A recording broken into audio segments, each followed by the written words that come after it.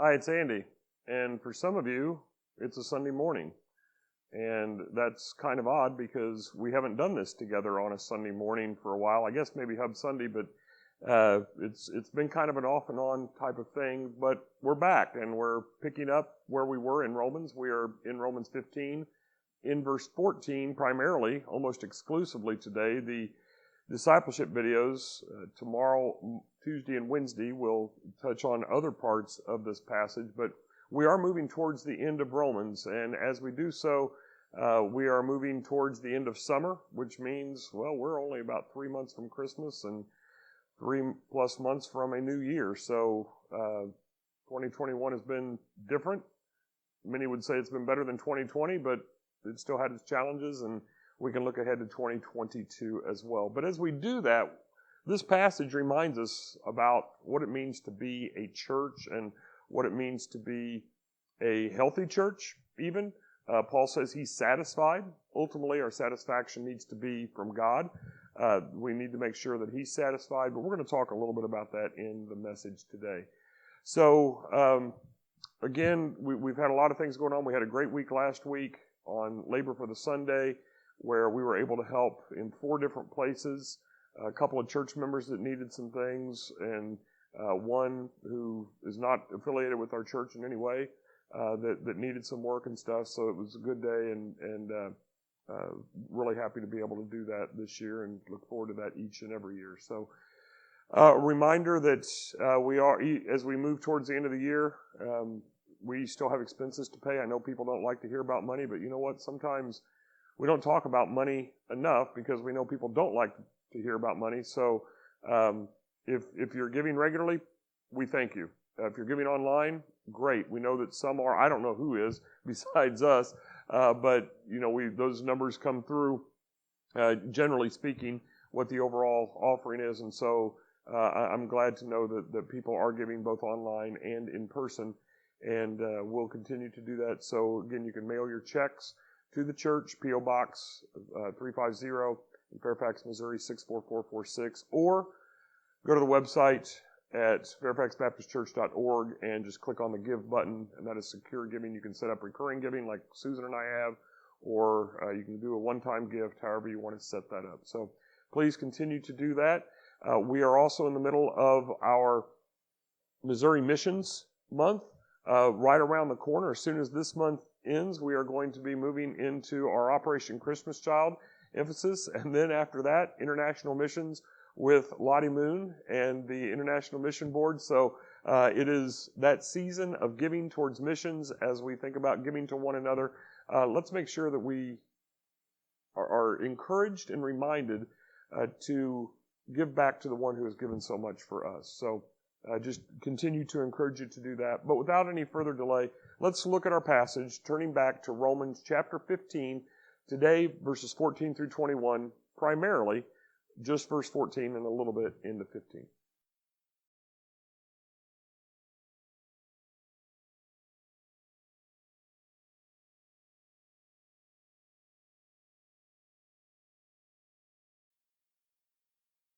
What comes to mind when you think of a healthy church? Well, many concepts might come to mind, but the reality is that our image of a healthy church is likely quite different than the image that Jesus has for a healthy church. And because he is the builder of the church, his is the only opinion that matters. It would kind of be like going to a doctor and just for a regular checkup and telling the doctor, hey, I feel fine. And just because it's a checkup, they run some tests and realize that, well, you might feel fine, but underneath there's some things going on that should be causing you problems now or will be causing you problems soon. And, well, you might feel good. It might look good. You really are doing okay as far as you know, but underneath you're not as healthy as you might think. So when we think of being a healthy church, what we consider to be healthy might not actually be healthy. And what we think might be unhealthy, well, might not be as unhealthy as we think it could be. But as we think about the church, any church, health is not just about what we do. Health is about who we are. and who we are will certainly influence what we do. But one of the things that I do each week to kind of prepare others for the message is based upon my first run through, and very rarely have I written my sermon in advance. Sometimes if I'm going to be traveling or something that happens, but typically after I've given it a good run through and kind of begin to dissect the passage a little bit before I'm actually sitting down to write the message and to really outline it in detail, I just kind of give a first thought. And I send out an email. Normally it's on Monday, occasionally on Tuesday, like this last week with the holiday. And that email I call Preparing for Worship. And it's just a little, maybe a couple of paragraphs to help people to kind of get on board with what the topic is for the week. And it outlines what the theme is, the message title and stuff. And I've done that for pretty much since we started at this church over 10 years ago, in part so like when Marilyn was choosing the songs, she would have an idea of what I was thinking. And when Roger was getting ready to lead the songs, or when there were decorations or whatever it might be, that would be the case. We've had many other people join that email since, and it is also on our church's Facebook page. And again, it's just kind of there. And so this week, I shared a little bit about some of the things that has been true about our church over the past month. And there would be some churches out there who would say, wow, what an unhealthy church. You haven't met together. Your pastor hasn't preached but one time in the last 4 weeks. That's not a healthy church. And I would say it's actually it could be indicative of a healthy church.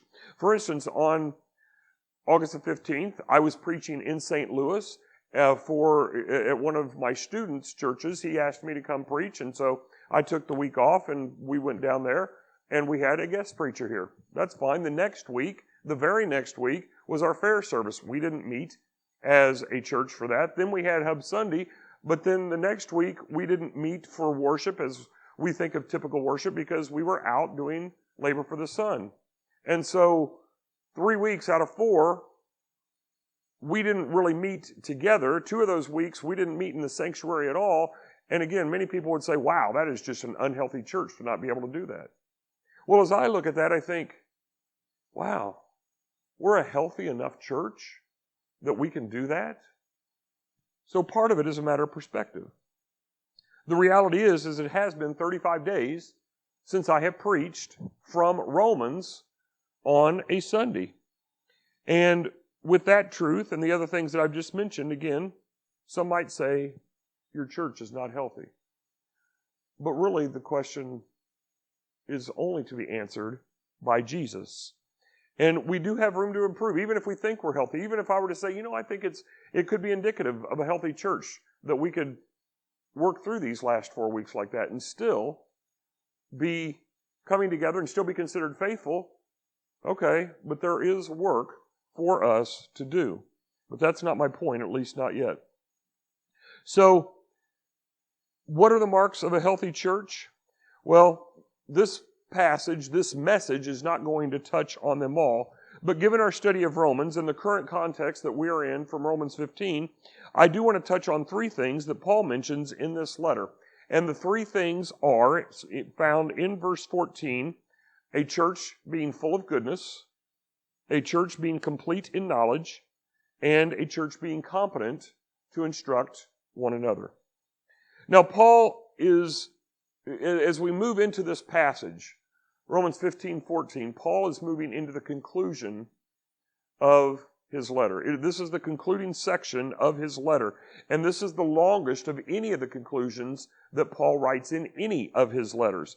He begins this conclusion by sharing that he is satisfied with the church. And man, if you've read the last 14 and a half chapters, you're like, you're satisfied? Really? I mean, you've come down pretty hard on them. Well, he does say in verse 15 that I have written to you very boldly on some points because they really needed to be challenged in some areas. But here, in verse 14, he says, I am satisfied about you, my brothers. And as I've said before, that Greek word, and you can look to see in your footnotes, this is true, that Greek word is the word adelphoi, which means brothers and sisters. So he says, I am satisfied, and I'm sharing my satisfaction with you. Now, as a church, as I mentioned a moment ago, ultimately our satisfaction is not about pleasing the pastor or pleasing the apostle. It needs to be satisfying Jesus as the builder of the church. But Paul had a very unique role in a very unique time of history to a very unique group of people that him saying that does carry a great deal of weight. So let me read for us verse 14. Paul writing, I myself am satisfied about you, my brothers, that you yourselves are full of goodness, filled with all knowledge, and able to instruct one another. Now again, Paul has written some very challenging words throughout this letter, but overall, he says here plainly he's satisfied. And some people say, well, he's just buttering them up. I don't think so. I don't think Paul is doing that at all. We also must remember, though, that Paul has never been to Rome. Go back to Romans 1:13. He's never been to Rome, but he knows about the church, and he gives thanks to God regarding the church because of what the church has done, because of the testimony that others have shared about the church. And you can see that in Romans 1:8. Thus, he considers himself satisfied by what he does know. So let's look at these three items as the points of the sermon today. The first thing he says is he's full of goodness. So Paul is satisfied by their morality, by their goodness. It's not a stretch at all today to say that good morals in our day, what is considered good morals in our day, has changed dramatically. But, as I've shared a few times in this series, specifically early on in this series, last summer, for instance, in 2020, well, where we are today is not much worse, and maybe even in some cases better, than it was back in the days of Rome. So, we need to ask, what does Paul mean by goodness? We can look at the rich young ruler when he says, Teacher, I know that you are good, and Jesus answers, no one is good but God. So what does Paul mean by goodness? Well, interestingly, this word goodness, this particular word, we need to go to the Greek for this, it is used only 4 times in the New Testament, and one of those other times, all by Paul, one of those other times is in the fruit of the Spirit. So when Paul says the fruit of the Spirit is love, joy, peace, etc., he uses the word goodness, and that is the same exact word that he uses here. So this goodness is something that comes from God. Ultimately, what this word means is someone who is ruled by and aims at the good, at doing good, or to have a moral worth. It is more than just doing good. It is truly being good. Not perfect, but good. And so Paul is saying that he is satisfied with the goodness of the church at Rome because his audience truly reflects the church. And what do I mean by that? They truly reflect the holy ones. That's what the word saints means. That they are the holy ones of God. And he's referenced this church that way as the holy ones, as the saints in Romans 1:7. In this sentence, instead of calling them saints, he calls them brothers and sisters, not in the colloquial sense like brother, brother, but truly as brothers and sisters in Christ because they are really of the same family. They are all members, go back to Romans 12:5, they are members one of another. And that is through Christ. So they are good. And therefore they must be doing some good for him to truly say that he's satisfied. And Paul is satisfied, as he says here, because of their goodness. Who they are and what they do is known not only in Rome, but throughout the empire. Again, go back to Romans 1:8. Their testimony has been shared, not because they're going out, although some of them would, but because people coming to Rome and then going back to their towns are saying, let me tell you about what happened in Rome. There's this church. There's these people. There's these followers of Christ. And this is how Paul is hearing about it. Not through the news, not through the internet, but through the testimony of others who have experienced the goodness of this church in Rome. The church is authentic. Again, it's not perfect, but it is authentic, and it is serving, and it is good. And because of that, God is making this church known to others, including Paul. And the result of what is being made known is that they have a reputation for being good and therefore satisfying to Paul. You know, what we need to do from this passage is, or just that section, is to say, well, what do others think about Fairfax Baptist Church? Not that I'm the pastor, not that so-and-so's a member or whatever. That doesn't matter, but as a church, what are people saying about us? Ultimately, again, the only person that we need to please, the only person that we need to have tell us that they're satisfied is God, is Jesus as the builder of the church. And if we're doing that well, then we will be made known. That's what happened to the church at Rome. We see back in Romans 1 again. But what are people saying about us? Do they say that we care? Do they say that we're good? What are they saying about us? This passage should make us stop and think that it's not just what we think about God, but there is a part of what others think about us. That's not our focus, but it does have a bit of matter. The second thing that Paul says about satisfaction is that he is satisfied by their intellect, that they are filled with all knowledge. Now, if the church is really filled with all knowledge, and you know me, the words of the Bible matter. Words matter in general. So if Paul says they are filled with all knowledge, then why even write? If they know everything, why even write this letter? Well, and I think we can even take that a step further if we think about how much more difficult it was to write. You know, we have word processors, typewriters moving to word processor, now word processing systems that we can type, delete, whatever. But in the day, ink was more expensive, paper was hard to come by, and if you made a mistake, well, they didn't have whiteout, they didn't have strip tape or anything like that. You oftentimes threw the page away and started over, even if it was the last character on the page. Why write if you're going to have to go through all of that trouble? Well, verse 15 gives us part of that answer where he says, "But on some points I have written to you very boldly, by way of reminder." I'm reminding you about these things. It wasn't that the church in Rome knew everything, but it did know enough. And as Paul was using the word goodness, Paul again is intentional in his word choice here. And again for us, for me, bringing this to you, looking at the Greek is helpful. The verb tense of this word is what we need to focus on, because it says are full of goodness and filled with all knowledge, but the verb tense really is that they are being filled. Not that they are already fully filled, but that they are in the process of being filled to the point of fullness. So their knowledge is sufficient for Paul to write about some challenging concepts.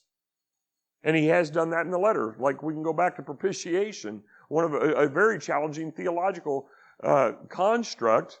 We know what it is about Jesus dying for us, but really understanding it is very, very challenging, as he did at the end of Romans 3. But a real challenge that Paul wanted to ensure is that the people really were right in their thinking towards one another. So he wrote this letter to make sure that the knowledge that they had was correct. Remember, Paul's not yet been to Rome. He knows he's hearing testimony that they are good, that they are filled with knowledge. And maybe somebody reported that to him. Man, they know everything, as hyperbole. Just like we might say, oh, so-and-so knows everything. Even though they don't know everything, they have a lot of knowledge. So Paul, not having been to Rome, perhaps not even knowing who started the church at Rome, it's not given to us in Scripture, Paul certainly might have known that, he wants to make sure that they know what they need to know and that they know the correct instruction, they know the correct information about God and what he wants for their lives. So Paul was very strategic. as he was intending to reach the western part of the empire. He'd already covered the eastern part of the empire. We see that in verse 19. So his letter here is to strengthen the church in their understanding, not just knowledge, but going from what do you know to what do you understand, and ultimately to what are you doing with that? Well, how are you applying that knowledge? He's doing this to encourage them and to help them be better prepared as they teach others, or as they taught others in the past. So again, what about Fairfax Baptist Church? What do we know? Are we being filled with knowledge that would be satisfying to someone like Paul? Satisfying to someone like God? That might be the case. But if we are simply being filled with knowledge, then we're missing the point that God has for us. Because it's not just about being filled with knowledge, it's about doing something with that knowledge. And that leads us to the third point, that Paul is satisfied by how they function. That is, he is satisfied because they are able to instruct others. The church at Rome was not just about knowing, it was about doing. And part of that doing included teaching others, including helping others to know. The goodness and the knowledge that the church had was not just for them. The goodness was to be shared. The knowledge was to be shared with others within the church and beyond. Actually, if we think back to Romans chapter 14, then, which is really just a couple of paragraphs ago from where we are here, we can see that one part of the instruction that they needed was between the weak and the strong, and to come to an understanding between how they viewed what they ate, what day of the week to do. And Paul is saying, you have everything that is necessary to instruct one another. I'm just encouraging you to do that. Don't let this be a fight amongst you. Don't let this disunity tear down the church and have others see that you're not good. Come together, remain good, work through these issues with the knowledge that you have, teach one another, and then teach others. It was the faith of the church that was being proclaimed throughout the world. Again, Romans 1:8. Their goodness was known by others. And those others then, as they went back to their hometowns, as they did their business in Rome and then left, they took that knowledge about the church at Rome and went back and told stories. And those stories about the church at Rome come from people who interacted with them, who worked with them, maybe who served alongside of them. But that only happened because these people in Rome were engaged with others in their culture. And of course, in that day, it was very risky to be labeled as a follower of Christ. In fact, in our weekly nugget this week that I put in the bulletin, I share that Paul was considered an atheist. And you're like, well, how could an atheist write the Bible? Well, realize that Paul's not an atheist as it relates to God, but the Romans worshipped many gods, including Caesar, who was considered God. And because Paul and other Christians obviously didn't worship Caesar or Zeus or all these other gods, they were considered atheists because they worshiped the one God that most people didn't believe. Well, those who identified with Christ believed. Paul knew that. The evidence from the testimonies, the stories that people had shared. I've been to Rome. Let me tell you about that church. It was true because those people were not just about taking in knowledge, not just about getting together to study a manuscript that they had. Maybe Mark's letter that was written to Rome. Maybe they had that. It was about not only learning, it was about doing. And not just talking, but about functioning. Certainly they took precautions. You say the wrong thing in the wrong place, you end up dead. You end up in the Colosseum. A few years after this, you would have ended up in the Colosseum as lion food, or whatever the case might be.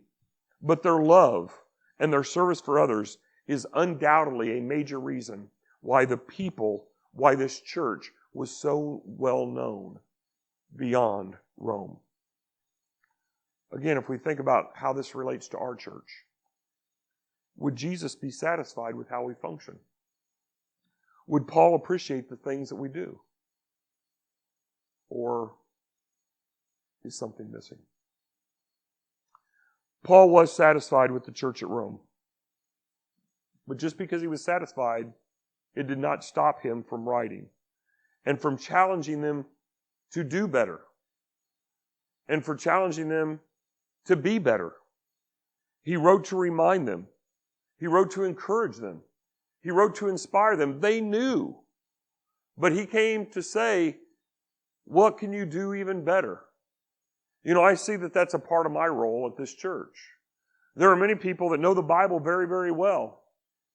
But as well as we might know the Bible, are we living out all parts of it? I know I don't. And so I can encourage myself.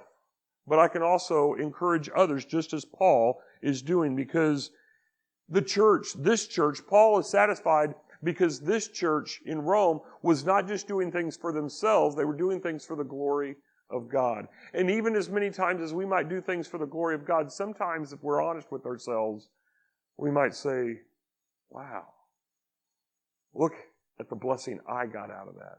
It happens, but that can't be our primary focus. Our focus is to bless God. We must also realize that any of the qualities that this church in Rome had back then, any of the challenges that this church faced back then, are gone.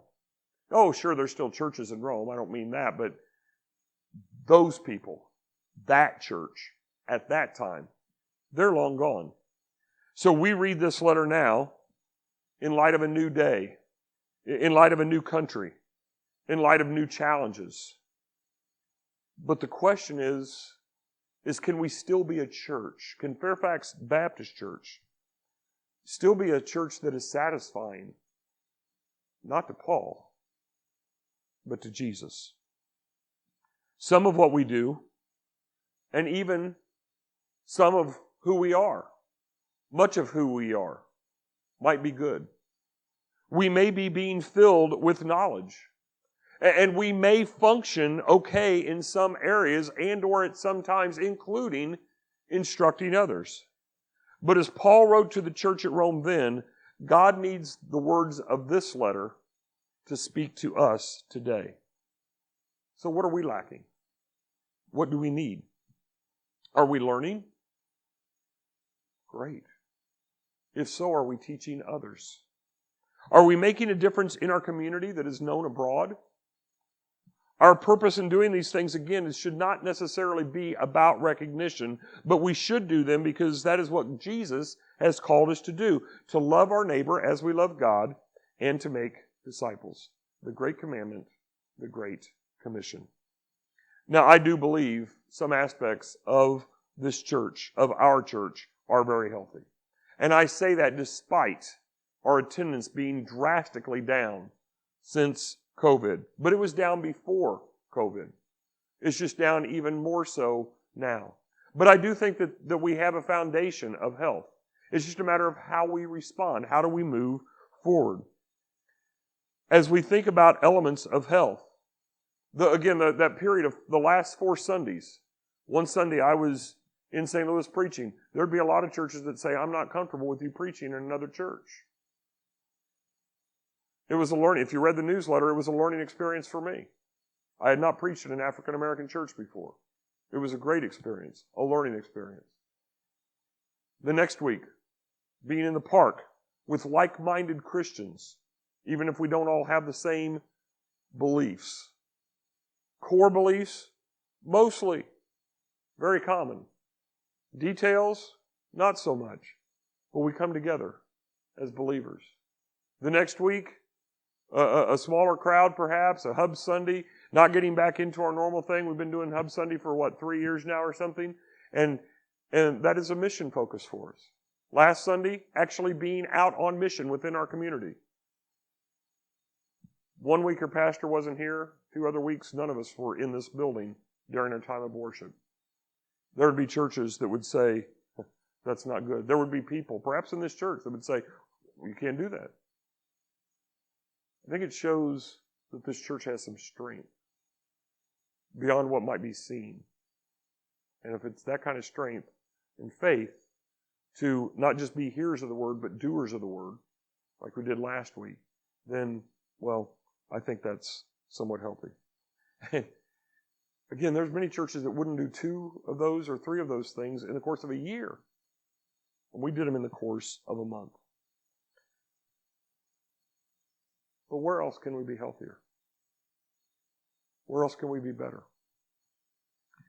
We have ministries for all ages of children kicking off within the next few weeks, from kindergarten all the way up through seniors. We have our mission offerings currently. We have many more to come, as I said in the intro today.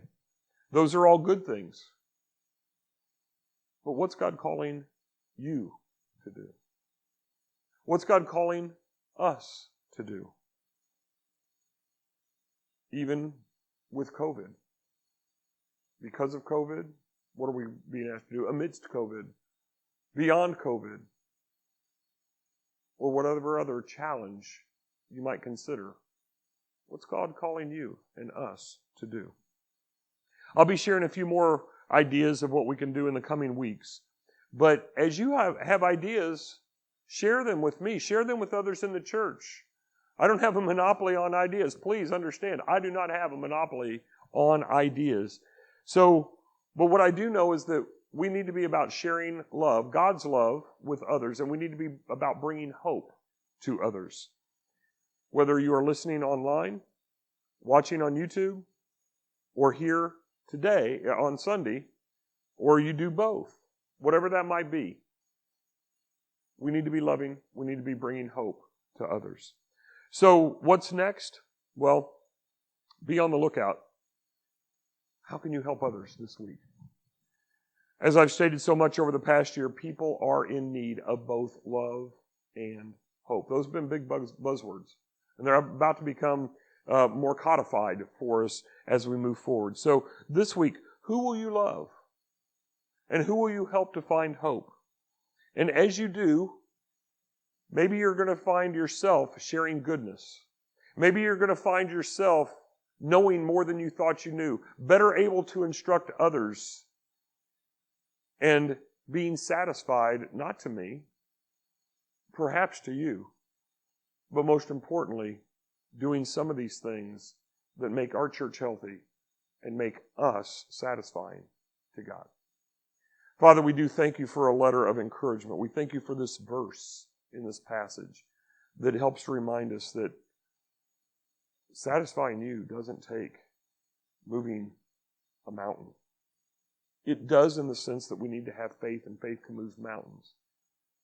But God, if we are just good, if we are just knowing, if we are just teaching, helping others to know you, we don't have to go around the world. We can go across the street. We can go across the hallway in our own house. But God, as each of us do those things individually, collectively as a church, it makes such a big difference. So let us be wanting and let us be willing to do those things. Not so that me or the deacons or someone in this church might be satisfied. Not so that we might satisfy some outsider like Paul was to the church at Rome, but most importantly, Lord, that we would satisfy you and move us closer to that day when we hear the words that we long to hear from Jesus. Well done, good and faithful servant. Enter into the joy of your master. We ask these things in his name. Amen.